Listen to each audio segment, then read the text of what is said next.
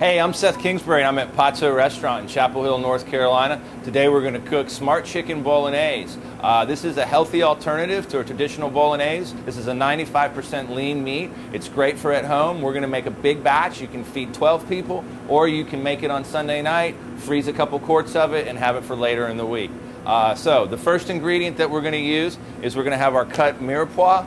You have 1 yellow onion, 4 stalks of celery, and 2 carrots, which will look about like this. It's going to be a little over a quart of vegetables by the time you're done pureeing it. The first step is to get our pan hot. We're going to put a little bit of extra virgin olive oil to start, and then add our vegetables. When we cook our vegetables, we want to make sure that we give the vegetables plenty of time to cook and they caramelize a little bit. When these vegetables need to caramelize, and the natural sugars will come out of the vegetable as they caramelize, and it'll give some great sweetness to the dish when it's done.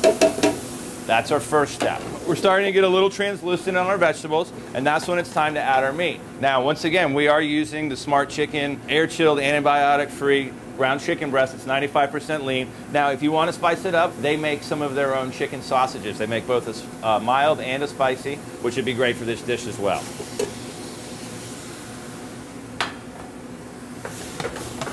Once your chicken is nice and golden brown, after it's been cooking in with your mirepoix and your vegetables, and you'll see that it's very lean. There's almost no fat at all in this recipe, which is one of the great things about cooking with the Smart Chicken.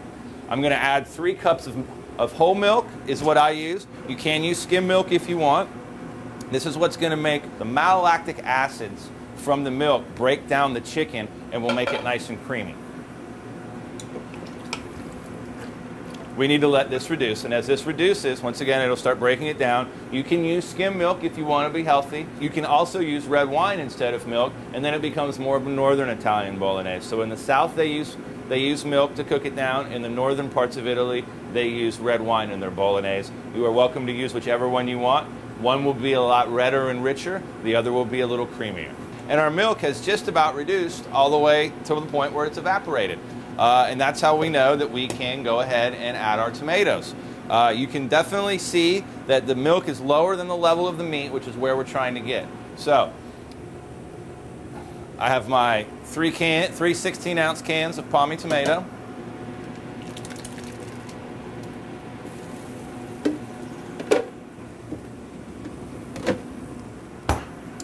And now we need to cook this.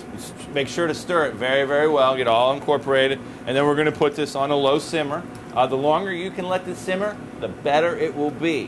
One trick, if you are really trying to get dinner ready in a hurry, you can go ahead and put about a good tablespoon of tomato paste in here, and that will help thicken the dish. I like to let it cook for about an hour at a minimum, and that is where you'll get the best possible chicken bolognese. To season this, I like to use kosher salt and black pepper.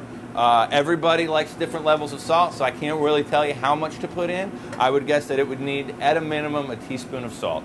And then maybe 15 cranks of fresh black pepper. If you don't have fresh pepper to grind and you want to use the other, I would just use a little bit more. All right. So this is a bubbling nice. I'm going to season it with oregano and parsley that's been chopped.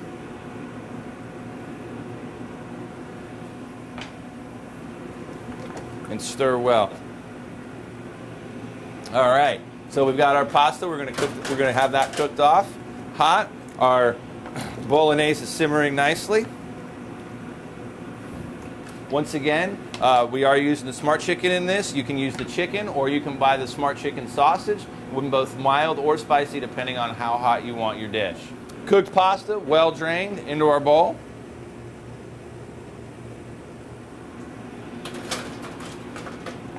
And you can see it's just simmering nicely right there. You're not going to cook this too much, I guarantee it. The longer you can let it simmer, the better it'll be, the more your family will enjoy it. And then have an 8-ounce ladle.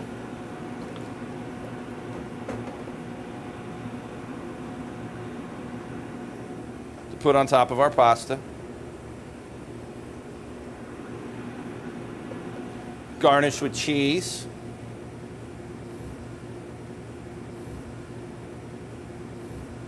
Italian parsley, and there you have Smart Chicken Bolognese over orecchiette pasta. My name's Seth Kingsbury. I'm at Pazzo Restaurant, where we're crazy about food, and thanks for cooking with us today.